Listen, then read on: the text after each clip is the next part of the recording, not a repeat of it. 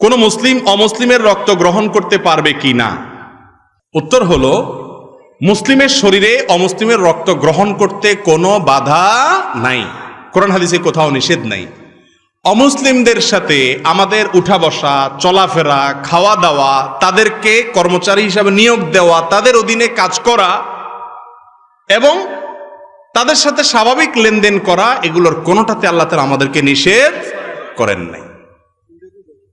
আল্লাহ রাব্বুল আলামিন কোরআনে কারীমে বলেছেন, লা ইয়ানহাকুমুল্লাহু আনিল্লাযীনা লাম ইউকাতিলুকুম ফিদ-দীন ওয়া লাম ইউখরিজুকুম মিন দিয়ারিকুম আন তাবাররুহুম ওয়া তুকসিতু ইলাইহিম ইন্নাল্লাহা ইউহিব্বুল মুকসিতিন।